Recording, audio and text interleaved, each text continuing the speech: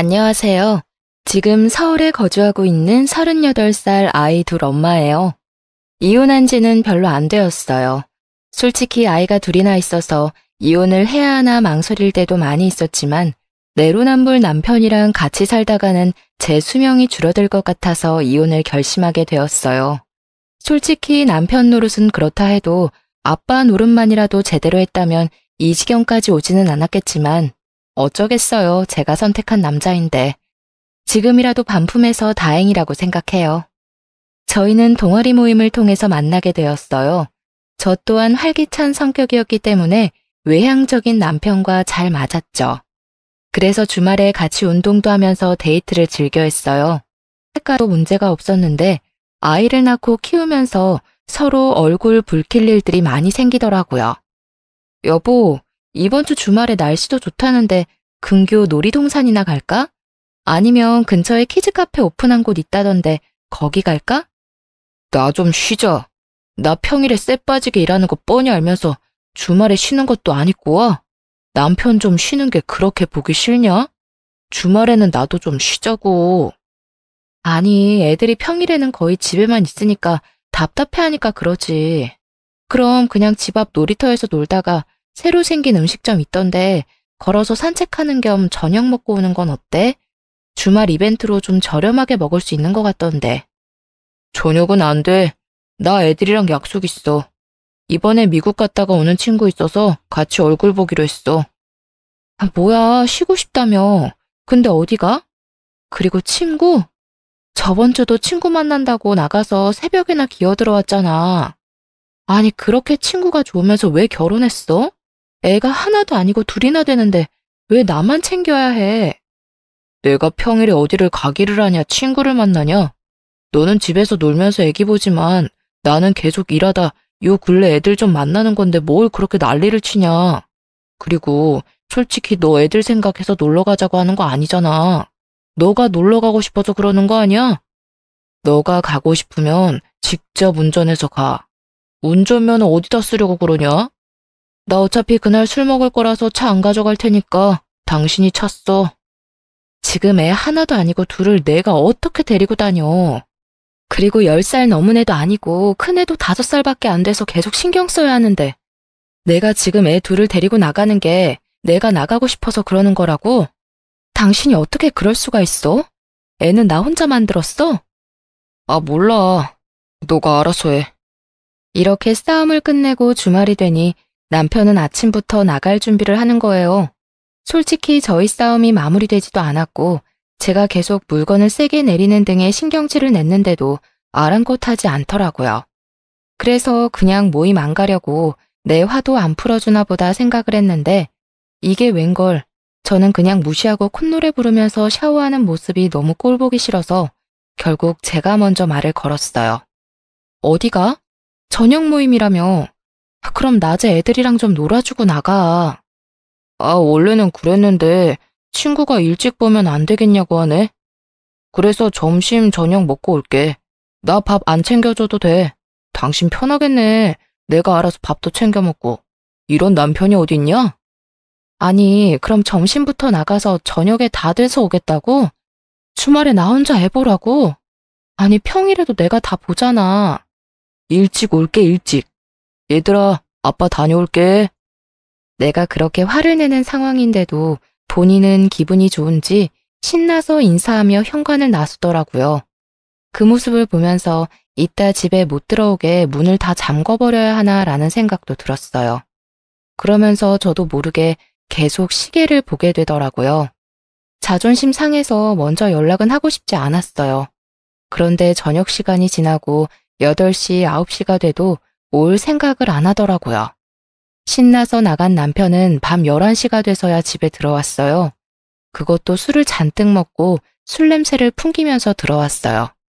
정말 냄새가 너무 역해서 토가 나올 것 같았어요. 저는 애둘 데리고 근교 키즈카페 다녀왔다가 씻기고 재우고 이제 좀 쉬려고 하는데 들어와서는 큰 소리로 애들을 찾으면서 애들을 만지려고 하더라고요. 아무래도 술 냄새가 심하게 나니 애들이 자면서도 뒤척이고 둘째는 울려고 하는 게 눈에 보였어요. 정말 힘들게 겨우 재운 건데 술 먹고 늦게 들어와서 애들부터 깨우려고 하는 남편을 보자니 속에서 열불이 나더라고요. 머리끄덩이를 잡아야 하나 싸대기를 때려야 하나 이걸 어떻게 해야 하나 생각하다가 발로 차버렸어요. 술을 워낙 많이 먹고 와서 그런지 아침에 다리에 멍들어 있는 걸 보면서 어디에 부딪혔나? 하는 모습이 웃겼어요. 그냥 발로 차서 침대 밑으로 떨어뜨릴 걸 그랬어요.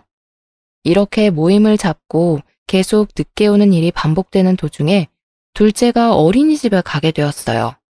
둘째를 하루 종일 보고 있어서 제가 힘들었는데 몇 시간이지만 그래도 이제 좀 한숨 돌리겠다 생각이 들었어요. 하지만 그런 평화도 오래 가지 못했어요. 둘째가 갑자기 저녁에 기침을 하면서 열이 오르더라고요. 다음 날 어린이집에 전화해서 아무래도 아이가 열이 나서 등원을 못하겠다고 말씀드리니 지금 같은 반 원아가 폐렴으로 입원을 했다고 하더라고요. 그래서 저도 걱정이 돼서 병원에 갔다 왔어요. 그랬더니 폐렴 초기 증상이라 입원을 해야 할 것 같다 하시더라고요. 우선 알겠다고 하고 남편한테 연락을 했어요. 여보 바빠? 지금 병원 왔는데 둘째 열도 안 잡히고 폐렴 증상도 있어서 입원해야겠다고 하네. 그래? 그럼 입원해야지. 우선 짐도 챙겨야 하니 아직 입원은 안 했지? 이따 병원 갈 때 같이 가자. 알았어. 이따 집에서 봐. 그렇게 첫째도 하원시켜서 집에 있었어요. 혹시 몰라서 둘째 마스크도 씌우고 있고 큰애도 마스크 쓰라고 했거든요. 그러면서 기저귀랑 둘째 간식, 옷가지 등을 챙기고 있는데 첫째가 어디 가냐고 하더라고요. 그래서 동생이 아파서 병원에 가야 한다고 했어요. 그랬더니 그럼 자기는 누구랑 있냐고 해서 아빠랑 있을 거라고 말하니까 갑자기 울기 시작하더라고요. 첫째가 우니 둘째가 따라 울고 정말 이런 난장판이 없었어요. 때마침 남편이 와서 한 명씩 안아들고 겨우 달랬어요. 엘리베이터에서 나오는데 애들 울음소리가 들려서 놀랐잖아. 무슨 일이야? 내가 둘째랑 병원에 있어야 해서 큰애는 아빠랑 있어야 한다고 말하니까 갑자기 울더라고. 그랬어? 왜 그랬지? 아빠랑 둘이서 저녁도 먹고 지내면 동생이랑 엄마도 다시 집으로 올 거야. 며칠만 아빠랑 있는 거야. 싫어. 지아도 엄마랑 있을 거야. 나도 엄마랑 있을 거야. 애가 떼를 써서 어떻게 설명해야 하나 난감했거든요. 그런데 남편이 갑자기 헛소리를 하더라고요. 그냥 둘 다 데리고 가면 안 돼? 나 종종 야근할 때도 있고 출근하느라 정신없는데 큰애 깨우고 챙겨서 유치원 데려다 주는 것도 힘들 것 같은데. 아무래도 둘 다 자기가 보는 게 낫지 않겠어? 큰애가 엄마 찾기도 하고. 지금 그게 할 말이야? 내가 놀러 가니? 둘째가 아파서 병원에 가는데 거기가 무슨 좋은 곳이라고 애 둘을 다 데려가. 그리고 나는 안 힘들어? 애가 새벽에도 울어서 요즘 나 잠도 2~3시간밖에 못 잔 거 알잖아. 그럼 어머님이라도 부르던지. 어떻게 할 수가 없잖아. 애가 너만 찾는데. 주 양육자가 엄마다 보니 애들이 엄마를 찾는 것은 당연한 건데 애가 엄마만 찾는다고 아빠인 본인이 돌보려고 하는 게 아니라 엄마인 저한테 다 떠넘기기 식으로 데려가라는 말에 너무 실망스러웠습니다. 정말 아빠로서 무책임하다 느꼈어요. 노력조차 해보지 않았으니까요. 결국 합리화하는 남편에게 큰 소리를 내고 말았습니다. 당신이 아빠 노릇을 했어야 애가 아빠를 찾지. 아, 속 터져. 어쨌든 둘째는 입원을 시켜야 하니 결국 친정엄마한테 전화를 해서 도움을 요청했어요. 1시간 30분 거리에 사는 엄마에게 SOS를 쳐서 큰애 등하원만 좀 부탁했어요. 솔직히 시부모님께 연락을 드리고 싶었는데 마음 편하게 연락드리기가 어려워서 그냥 엄마한테 전화를 드렸거든요. 엄마가 일도 하고 계시는 중이라서 혹시 시간이 안 된다고 하면 시어머님한테도 가능한지 여쭤봐야겠다 생각했는데요. 친정엄마가 너무 흔쾌히 가능하다고 하시면서 매번 저희 집까지 찾아오셨어요. 그리고 둘째 입원 소속하는 것도 함께 도와주셔서 남편이 필요가 없었답니다. 그래도 나이 드신 엄마가 고생하는 게 마음이 안 좋아서 엄마한테 차라리 저희 집에서 생활하면서 큰애를 봐달라고 말씀드렸거든요. 근데 엄마는 집에 있는 사위가 불편해한다면서 거절하셨고 굳이 운전해서 매일 집을 왔다 갔다 하셨죠. 이렇게 엄마 도움 받아서 일주일 정도 무사히 입원이 끝났어요. 저는 도와준 친정엄마한테 너무 고마우니 성의를 봐서라도 용돈 정도는 드리는 게 맞겠다 싶어서 남편에게 말했죠. 그랬더니 펄쩍 뛰더라고요. 이게 펄쩍 뛸 만한 일인가? 생각이 들었지만 그래도 돈은 남편이랑 얘기하고 보내드려야 할 것 같아서 처음에는 조곤조곤 얘기했어요. 이번에 집에 가보니 엄마가 청소나 정리 같은 부분들도 해주셔서 너무 감사해서 그런데 한 50만 원 정도 용돈 드리는 건 어떨까? 뭐? 외할머니가 손주 보는 걸로 무슨 용돈을 드려. 우리가 뭐 돈이 남아도는 것도 아니고 그리고 계속 상주하신 것도 아니고 왔다 갔다 하시면서 애 유치원만 보낸 거잖아. 그리고 조금만 애들 데리고 있으면 내가 금방 퇴근해서 애들 씻겼는데 이게 돈까지 보낼 일이야? 본인이 그 일이 힘들다고 해서 제가 먼 거리에 있는 엄마한테 도움을 요청한 것인데 이렇게 말하니까 너무 화가 나서 막 쏘아붙였어요. 우리 엄마가 앞에 10분 거리 사는 것도 아니고 1시간 30분씩 왔다 갔다 하셨어. 기름값 정도는 드릴 수 있잖아. 내가 몇백만 원 드리고 싶어도 우리 상황 안 되니까 그거는 말도 안 해. 그런데 내가 드리고 싶다고 말하기 전에 당신이 먼저 얘기해야 하는 거 아니야? 사실 당신이 힘들다고 해서 내가 엄마한테 전화 드린 거잖아. 솔직히 나는 많이 드릴 수 있으면 더 많이 드리고 싶은데 우리가 그럴 만한 상황이 안 되는 거 아니까 50만 원만 드리자는 거야.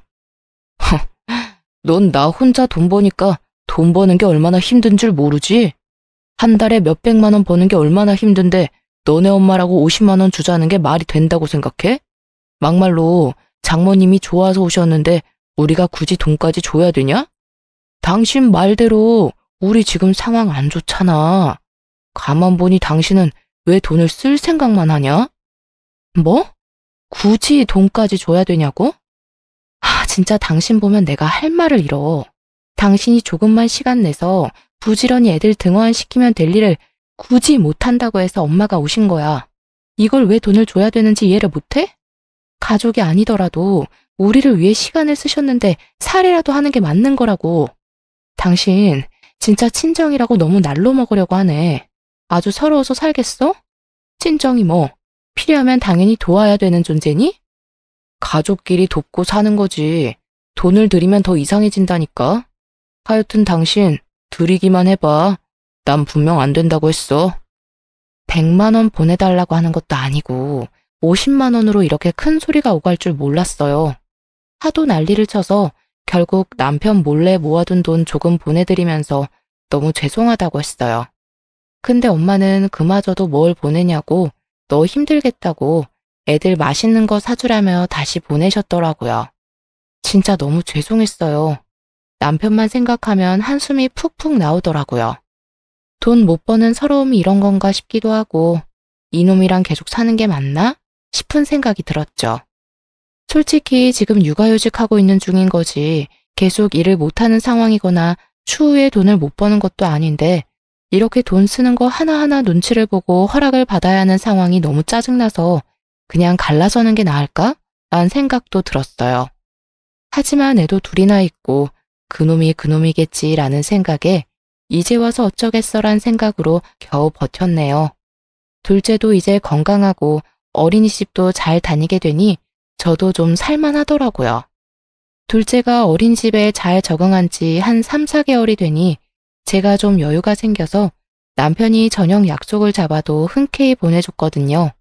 저도 애들 어린이집 유치원 보내고 나면 쉬는 시간도 생기기도 하고 종종 남편이 저녁을 먹고 오면 편할 때도 있었거든요. 애들끼리 대충 끼니를 때우는 것도 부담이 없고요. 애들은 반찬 투정도 안 하고 주는 대로 잘 먹는데 남편은 반찬이 이게 다냐며 투정만 해대니 제 성질만 나빠지더라고요. 차라리 남편이 하루에 한 끼라도 밖에서 먹고 오는 게 제 정신 건강에 더 도움이 되었죠. 그래서 남편 없이 저 혼자만의 여유 시간들이 소중해지더라고요. 여러분들도 다들 이러시나요? 부부가 항상 붙어 있을 필요는 없잖아요. 맨날 붙어 있으면 싸우기만 더하고 차라리 각자 여유 시간 즐기는 것도 좋은 선택이다 싶었네요. 그래서 남편이 사적인 약속 때문에 집에 늦게 오더라도 크게 화를 내진 않았습니다. 그냥 그러려니 하고 풀어준 거죠. 그런데 언제부턴가 매일매일 약속을 잡더라고요. 이 사람이 정말 약속에 미쳤나 싶었죠. 정도가 지나쳐서 결국 한마디 하게 되었네요. 여보, 나 오늘도 저녁 먹고 들어가. 오늘도? 이번 주만 벌써 3번이나 집에 안 들어왔어. 적당히 하고 오늘은 일찍 들어와서 애들이랑 놀아주고 씻겨줘. 이제 큰애도 커서 내가 씻기기 힘들단 말이야. 당신이 같이 와서 씻기면서 책도 읽어주고 재워줘야 나도 집안일 빨리 마무리하고 좀 쉴 거 아니야. 오전 오후 애들 없는 시간에 띵까띵까 놀고 왜 나 있을 때 집안일 하려고 해? 네가 미리미리 하면 되잖아. 오전 오후에는 내가 집안일 안 해? 애들이 어지럽힌 거 치우고 빨래하고 반찬 만들고 내가 하는 일이 얼마나 많은데 논다고 얘기해? 아, 알았어. 오늘 일찍 들어갈게. 이따 봐.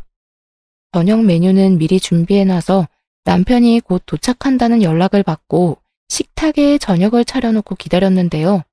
남편이 도착해서 옷 갈아입고 나오더니 자연스럽게 소파에 가서 앉더라고요. 뭐해? 당신 밥 차려놓은 거 안 보여? 빨리 식사부터 해. 그런데 남편이 이런 말을 하더라고요. 당신은 좋겠다. 나도 맨날 집에서 놀면서 지내고 싶다. 어떻게 그런 말을 입 밖으로 낼 수가 있지? 라는 생각이 들었어요. 지금 내가 만든 밥과 내가 청소한 집에 살면서 어떻게 그런 말을 내뱉을 수 있는지. 심지어 오늘은 애들이 놀이터에서 놀고 와서 남편 오기 전에 샤워시켜서 남편이 할 것도 없었거든요. 진짜 내가 다 해주니까 고마운 줄 모르는구나 라는 생각이 들었지만 한편으론 그래, 얼마나 회사 생활이 힘들겠어. 좋게 좋게 생각하려 애썼답니다. 남편이 식사를 끝내고 또 제가 설거지를 했는데요. 곰곰이 생각할수록 내가 왜 이런 취급을 받으면서 애들을 봐야 하나 싶더라고요. 아무리 긍정적으로 생각해도 남편의 말 한마디 한마디가 저를 비참하게 만들었습니다. 그리고 순간적으로 이런 상태를 지속하는 것은 좋지 않겠다 싶었죠. 이런 상황이 계속해서 반복되면 나 스스로 너무 작아질 것 같았거든요. 그래서 남편한테 복직 얘기를 꺼냈어요. 애들도 이제 좀 컸고 나 그냥 복직하려고. 둘째도 어린이집 생활 잘하고 있고 나도 시간 유연제로 해서 근무하면 부담도 없을 것 같아. 이제 자기가 육아휴직하는 건 어때? 아까 나한테 나 부럽다며. 맨날 놀고 먹는 것 같아서 부럽다며. 근데 나 전업주부 아니고 육아휴직한 거였잖아. 큰애 초등학교 들어갈 때 또 육아휴직 써야 할 수 있으니 한 1년 정도는 당신이 쓰는 게 어때? 이렇게 말했더니 아주 펄쩍 뛰더라고요. 그렇게 쉬고 싶다고 말했던 남자는 어디 갔는지. 무슨 말이야. 남자가 무슨 육아휴직이야? 그리고 둘째가 아직 3살도 안 됐는데 벌써 복직을 한다고? 너 엄마 맞냐? 어떻게 그렇게 생각할 수가 있냐? 진짜 어이가 없다. 그리고 내 커리어는 생각 안 해? 어? 지금 커리어가 중요해? 당신 진짜 말 너무 서운하게 한다. 가만 보면 당신은 애한테 도움 주는 게 하나도 없는 것 같아. 애는 나 혼자 낳았어? 왜 맨날 책임은 내가 져? 그리고 당신 혼자 돈 번다고 유세 떨고 나는 집에서 먹고 노는 사람처럼 얘기하는 것도 짜증나. 애들은 알아서 크는 게 아니야. 부모 손길이 필요하다고. 그 속에서 엄마가 할 일, 아빠가 할 일 따로 있는데 당신은 아무것도 안 하려고 하잖아. 그리고 커리어? 내 커리어는 나는 뭐 하고 싶은 게 없어서 애 키우냐? 당신 지금 이런 태도 내로남불이야. 커리어 꺾이는 게 그렇게 싫으면 군소리 말고 일하던가. 아님 육아휴직하고 애들 보면 되잖아. 남편은 제 말에 할 말이 없는지 화장실로 도망가더라고요. 이렇게 결론 없이 싸움으로 마무리되었죠. 세상에 남자가 얼마나 많은데 하필이면 이런 남자를 골랐을까 하는 좌절감에 며칠 내내 마음이 좋지 않았어요. 육아에 버거워 우울증이 찾아온 건지 아니면 모든 육아맘들이 이런 고충을 안고 사는지는 모르겠지만 너무 서러워서 눈물이 마르질 않았답니다. 그리고 며칠 뒤 첫째 학교에서 부모 참관 체육대회가 있던 날이었어요. 여보, 이따 11시 맞춰서 공원으로 와야 해. 엄마들은 먼저 가서 도와줘야 해서. 나 먼저 가니까 시간 잘 기억해서 와야 해. 알겠지? 알겠어. 머리 아파 죽겠으니까 그만 말해. 제가 2주일 전부터 남편에게 누누이 말했는데요. 그걸 알고도 그 전날 술이 떡이 되도록 마셔왔더라고요. 저는 아침부터 도시락이며 돗자리며 준비하느라 눈코 뜰 새 없이 바빴는데 이런 제 노력도 모르고 남편은 술 때문에 속이 울렁거린다며 투덜거리더라고요. 이 사람이 아이 아빠가 맞는 건지 왜 저 혼자 부모 역할을 하고 있는 건지 속이 참 답답하더라고요. 남편이 아니라 애를 한 명 더 키우는 느낌 뭔지 아시죠? 그래서 등짝을 퍽퍽 치면서 남편을 훈육하고 말았네요. 너는 생각이 있냐 없냐? 다음날 애기 부모 참관 체육대회 있는 거 뻔히 알면서 어떻게 그 전날 술을 그렇게 많이 먹고 올 수가 있어? 난 먼저 나가서 애들 챙기고 있을 테니까 당신 꼭 10시 40분에는 집 나와야 된다. 장소는 톡으로 보내놨으니까 확인하고. 시간 없어. 빨리 정신 차리고 일어나. 알았다고, 알았어. 머리 울리니까 제발 그만 좀 말해. 그렇게 저는 먼저 체육대회 장소에 가서 애들 챙기고 선생님이 요청하는 일들을 하고 있었어요. 하지만 10시 50분이 되었는데 남편이 안 보이는 거예요. 다른 애들은 아빠 하면서 즐겁게 뛰어놀고 있는데 우리 애는 계속 아빠는 언제 와? 아빠 오늘 안 와? 이러는데 환장하겠더라고요. 애는 계속 아빠만 찾지 남편은 보일 생각을 안 하지. 그래서 핸드폰을 찾아서 전화를 걸었어요. 지금 전화기가 꺼져 있사오니? 이 사람이 휴대폰을 충전을 안 하고 잔 건지 아님 일부러 꺼놓은 건지 1시간이 넘도록 전화기는 꺼져 있었습니다. 결국은 행사가 끝날 때까지 아이 아빠는 오지 않았어요. 저는 속이 썩어갔지만 애들 앞에선 억지로 웃으며 행사를 마무리했네요. 집에 갔더니 코 골면서 퍼질러 자고 있는 남편을 발견했습니다. 소파에 누워있는 남편을 발로 차서 깨웠어요. 야, 생각이 있어?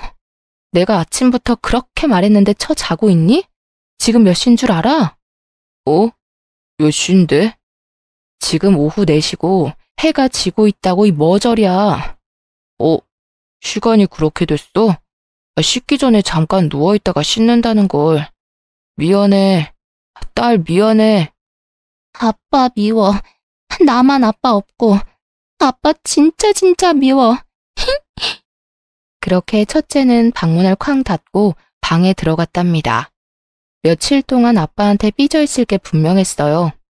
나 더 이상은 못 참으니까 이제 당신이 육아휴직 써. 나 다음 주에 복직 신청서 낼 거니까. 뭐? 진심이야? 애는 엄마가 봐야지. 다음 주 가서 바로 육아휴직 신청하고 와. 안 하고 오면 내가 회사에 전화해서 신청해버리라니까. 그렇게 남편은 육아휴직을 제출하고 저는 복직 신청을 진행했어요. 다행히 시기가 잘 맞았는지 육아 대체로 일하고 있던 분도 몇 달 전 임신에 성공하셨다며 다음 주 육아휴직을 가신다고 해서 제가 빠르게 복직을 할 수 있었답니다. 남편은 애가 둘이기도 하고 한 번도 육아휴직을 신청한 적이 없어서 어렵지 않게 승인이 되었어요. 확실히 대기업을 다니니 이런 복지가 있어서 좋더라고요. 그래서 남편은 제가 복직하고 일주일 뒤부터 육아휴직을 시작하게 되었어요. 처음에는 제가 출근하는 거 보면서 누워만 있으니 좋았나 봐요. 그런데 아이들 챙기는 일이 쉽지 않다는 거 아니까 그냥 냅뒀어요. 즐길 수 있을 때 즐기라고. 그런데 퇴근하고 집에 왔는데도 집안 꼴이 똑같더라고요. 처음에는 그래, 갑자기 애들 챙기게 되니 정신없겠지 생각해서 제가 이것저것 도와줬었어요. 와서 저녁을 해줄 때도 있고 제가 대신 애들 케어해줄 때도 있고요. 그런데 어느 순간부터 아무것도 안 하고 제가 가도 애들 TV 보여주면서 소파에 누워있더라고요. 그래서 화가 나서 나 밥 안 주냐고 소리쳤어요. 뭐해? 밥 안 차려? 나 배고파. 당신이 해. 나 오늘 애들 보느라 힘들었어. 뭐가 힘들어? 젖먹이 애기 있는 것도 아니고 어린이집 유치원만 보내놓으면 거기에서 다 해주는데. 그리고 나 입으로 하나도 없어. 빨래는 도대체 언제 할 거야? 당신 잊었어? 당신 입으로 그랬잖아. 집에서 노는 사람이 다 하는 거라고. 왜 안 해놨냐고. 빨리 밥 차리고 집안일 해. 이렇게 쏘아붙이니 씩씩거리면서 일어나서 차리더라고요. 그래봤자 저희 부모님이 보내주신 반찬이랑 어머님이 만들어준 음식 데우는 것만 했었어요. 근데도 힘들다고 징징거리는 모습에 어이가 없었네요. 애들 재울 때도 저 혼자 방에 들어가서 자고 그랬어요. 애들이 엄마 찾아도 이제 아빠랑 자라고 단호하게 보냈거든요. 이렇게 며칠을 싸우고 냉랭한 분위기에서 퇴근한 저는 보란 듯이 아무 일도 안 하고 바로 잤어요. 일이 조금이라도 많아지면 바로 야근 신청을 했고요. 이런 날들이 반복되니 남편이 정말로 힘들었나 봐요. 제가 좀 일찍 출근했던 날에 남편이 문자를 보냈더라고요. 여보, 미안해. 전에는 몰랐는데 육아가 쉬운 일이 아니더라. 너무 힘들어서 요즘 근육통이 낫지를 않아. 밤마다 허리도 너무 아프고. 연약한 당신이 이걸 다 어떻게 해냈을지. 그동안 내가 당신한테 너무했지? 얼마나 화났으면 당신이 복직을 했겠어. 암튼 오늘도 수고하고 저녁에 퇴근하고 보자. 사랑해, 여보. 고작 한 달 만에 이렇게 꼬리를 내리다니. 저는 6년 넘도록 육아를 전담했는데도 하지만 남편의 진심 어린 문자 하나에 사르르 풀리고 말았네요. 한편으론 쌤통이라고 생각이 들면서도 내 남편이라고 안쓰러운 건 어쩔 수 없더라고요. 그래서 오늘 저녁은 외식이라도 해야겠다 싶어서 좀 빨리 퇴근했죠. 근데 웬걸? 신발장을 보는데 모르는 신발이 보이더라고요. 들어갔더니 식탁에 앉아 둘째를 보고 있던 어머님과 눈이 마주쳤습니다. 그래서 순간적으로 헉 했어요. 남편이 따로 언질을 한 것도 아니어서 저도 모르게 얼어붙게 되더라고요. 어머님 오셨어요? 여긴 어쩐 일로... 에휴... 별다른 말씀은 하지 않으시지만 제 얼굴은 보지도 않으시고 계속 애만 쳐다보고 계시더라고요. 그러면서 저를 훑어 쳐다보시는데 눈빛이 뭔가 쎄하더라고요. 그래서 남편을 방 안에 조심히 데리고 들어와서 이게 어떻게 된 거냐고 물어봤죠. 내가 애 보기 힘들다니까 엄마가 왔어. 왜? 그러면 안 돼?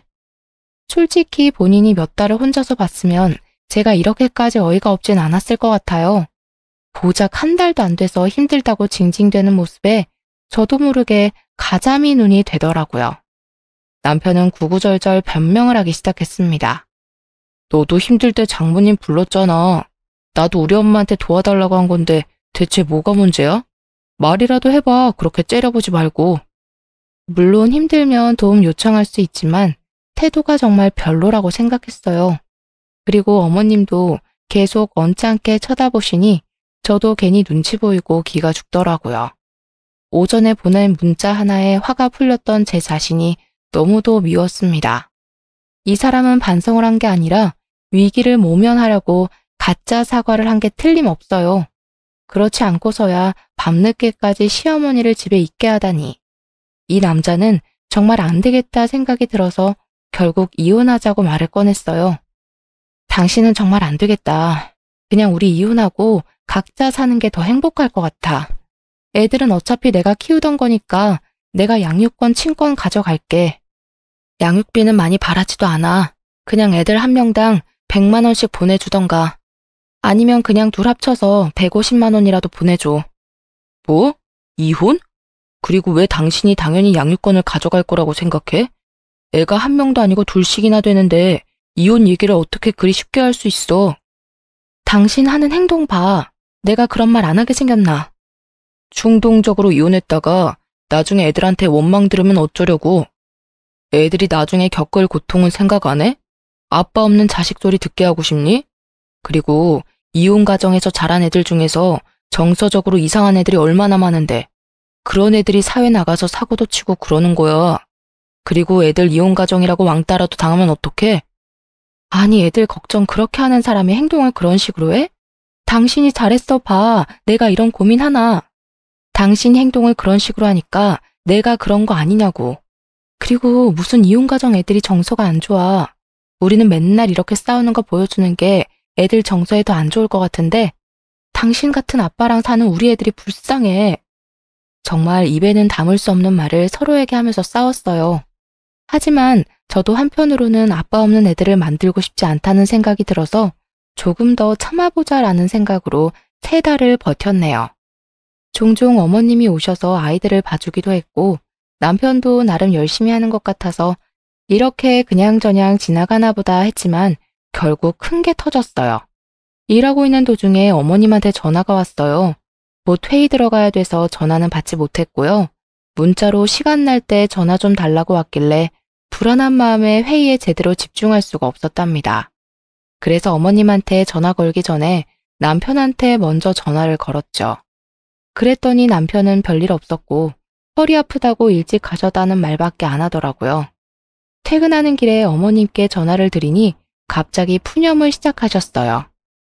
너는 내가 나이가 몇인데 손주를 이렇게 매일 봐줘야 하니? 손주 보느라 나는 친구들도 못 만나고 맨날 시간에 얽매여서 사는 게 얼마나 힘든지 아니? 애들 아빠야, 남자니까 섬세하지 못한다고 해도 너는 그러면 안 되는 거 아니지 않니? 네? 무슨 말씀이세요? 정말 이해가 하나도 안 되더라고요. 물론 힘드시니까 푸념을 할 수 있다고 생각했어요. 하지만 제가 뭘 잘못한 게 아닌데도 다짜고짜 화부터 내시니 가만히 듣고만 있는데 어머님 본심이 술술 들리더라고요. 내가 이렇게 나이 먹어서 손주까지 봐주는데 용돈 하나 없는 게 말이 되니? 네 남편이야 그런 거 모른다고 해도 너는 어머님 고생하시니까 용돈 좀 드려야 된다고 말할 수 있지 않니? 너는 그런 센스도 없이 사회생활을 어떻게 하니? 결국 돈이 필요하다는 말씀이셨어요. 솔직히 용돈 드릴 수 있죠.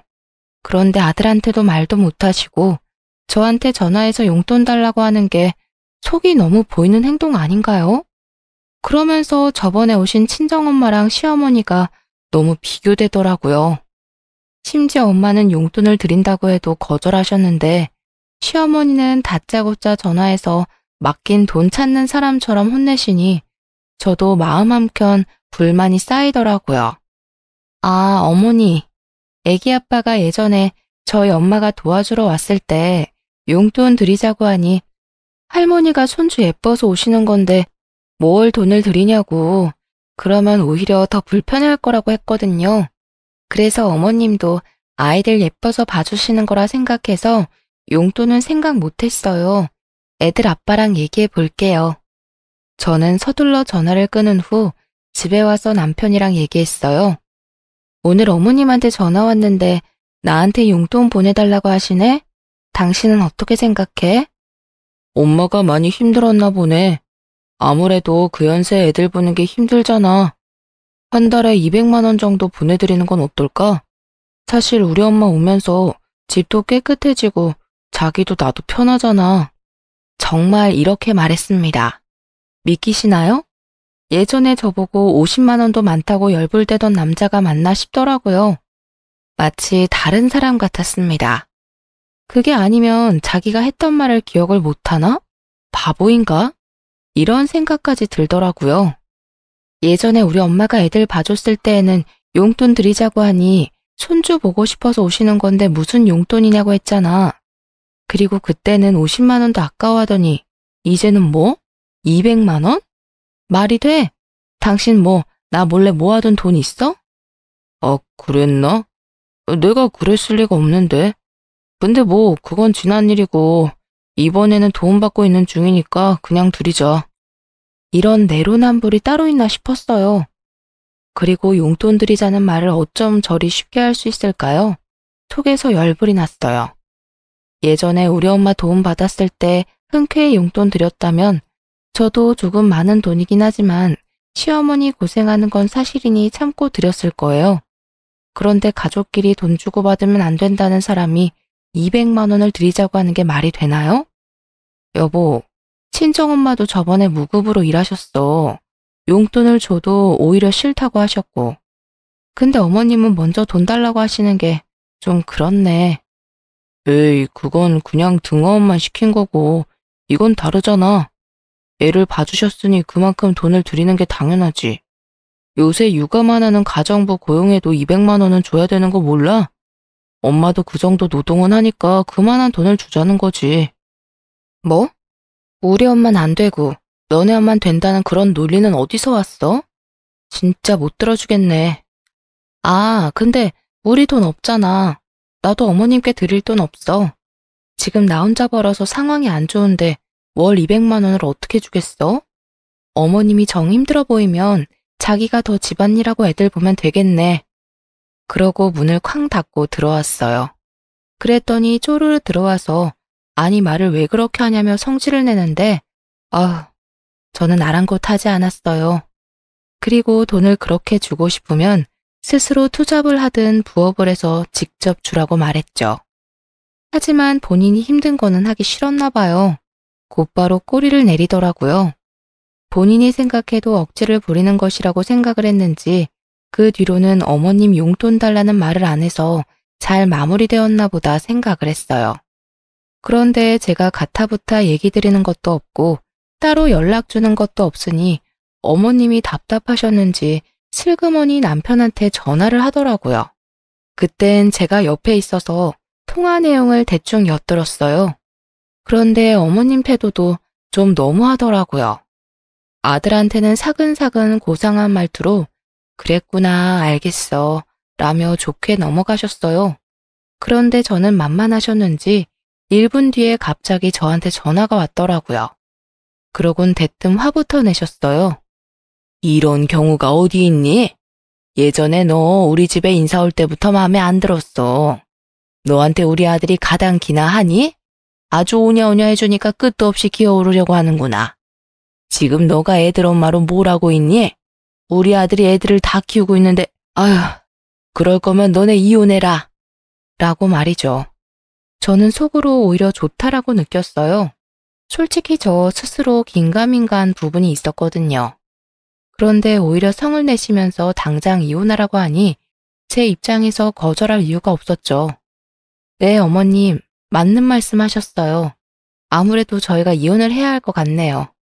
어머님이 말씀하신 대로 제가 분수 모르는 결혼을 한 것 같아서 이렇게 힘들게 사나 봐요. 그래도 애들 아빠라 어떻게든 데리고 살려고 했는데 어머님도 이렇게 사는 건 아니라고 하시니 그럼 그냥 이혼할게요. 계속 생각해왔던 말이라 그런지 아주 술술술 말이 나오더라고요. 그렇게 시원하게 쏟아내고 나니 마음 편하게 전화도 먼저 끊었죠. 어차피 애들 케어도 계속 제가 해왔어서 양육권을 갖고 오는 것에 대해서는 문제가 없다 생각했어요.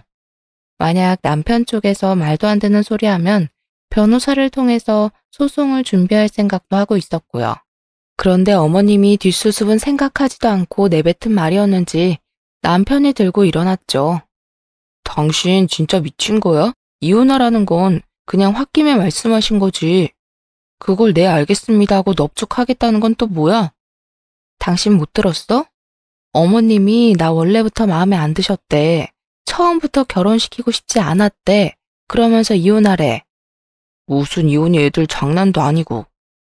그러는 당신은 찔리는 게 없어? 나한테 그동안 잘못한 거 없냐고.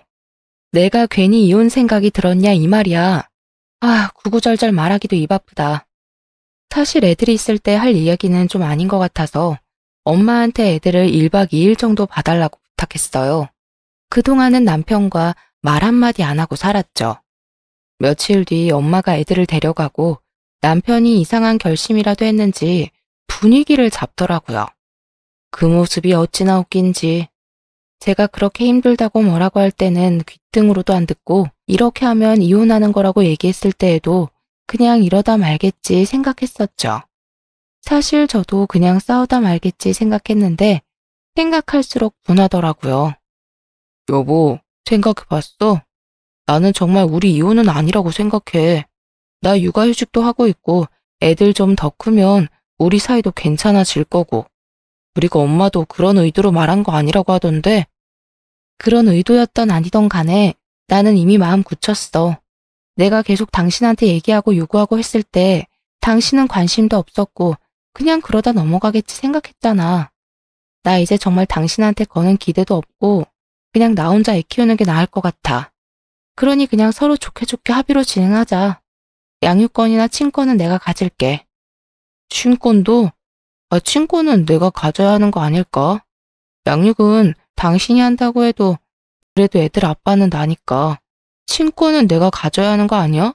친권이랑 양육권이랑 나눠 가지면 나중에 애들 병원 가서 수술 받거나 하면 보호자 2명 동의가 필요해서 번거로워져. 그리고 당신이 언제부터 아이들 위해서 신경 썼다고 그래? 저는 남편을 계속 몰아붙였어요. 만약 합의해주지 않으면 나는 변호사 선임해서 소송으로 갈 생각도 있다 말하니 남편이 움찔하더라고요. 솔직히 본인도 소송으로 가도 승산 없는 게임이라고 생각했는지 그 뒤로는 그냥 알겠다고 했어요. 사실 결혼 생활한 지는 약 7, 8년 정도 되어요. 제가 약 6년 정도 육아를 하고 남편이 한 7, 8개월 정도 아이를 돌봤고요. 그렇게 저는 복직하고 1년 만에 이혼 도장을 찍게 되었네요. 중간중간 어머님이 전화하셔서 그런 뜻으로 말한 게 아니다라고 설득도 하시고 회유도 하셨어요. 그런데 사실 제가 아니다 생각을 하면 마음을 잘 바꾸지 않거든요. 오히려 저한테 이혼하라고 하셨던 분이 이러니까 웃기기도 했어요. 어머님이 원하시는 대로 애들 아빠랑 헤어지게 되었으니 저한테 따로 전화하지 않으셨으면 좋겠어요. 혹시 하시고 싶은 말이 있으시다면 애들 아빠한테만 하시면 될 것 같아요. 하고는 전화번호도 차단했어요. 예전 같았으면 정말 상상도 못할 일이죠.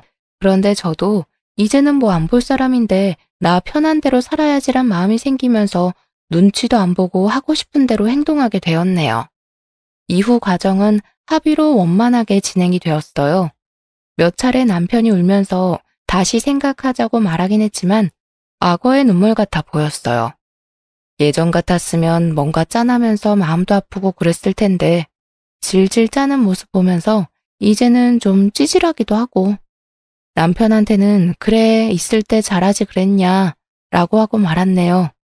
제가 생각이 안 바뀌는 걸 알고 나서는 더 이상 남편도 저를 설득하지 않고 최대한 원활하게 상황을 마무리하려고 노력하더라고요.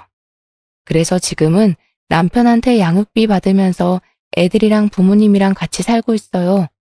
아무래도 제가 회사를 다니면서 아이 둘을 케어하는 게 힘들더라고요. 그래서 재산 분할로 받은 돈이랑 저희 부모님 전세 자금이랑 합쳐서 회사 근처에 집 하나 장만하고 부모님이랑 아이들이랑 같이 살고 있어요.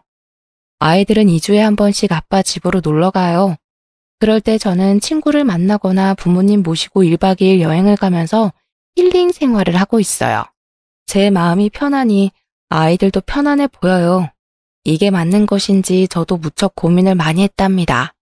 결론적으로 보면 아이들도 부모님이 맨날 만나서 싸우는 모습을 보지 않아서 편안하고 저 또한 집에 들어가는 것에 스트레스 받지 않아서 좋더라고요. 혹여나 이혼 가정이라는 꼬리표가 아이들의 정서에 영향을 끼치면 어쩌나 고민도 참 많이 했는데요. 아직 다 크진 않았지만 우리 꼬맹이들이 아빠 보고 싶다는 말은 안 꺼내더라고요. 그리고 첫째 아이가 엄마가 웃고 있어서 지아도 행복해 라고 말하더라고요. 그렇게 다시 얘기를 하고 저 정말 열심히 살았었네요. 결혼하고 헤어지기로 결심하기까지 고민이 많으시겠지만 내로남불로 힘든 분들이 있다면 본인을 위한 선택이 무엇인지 한번 고민해보라고 말씀드리고 싶네요. 지금까지 제 사연 들어주셔서 감사합니다.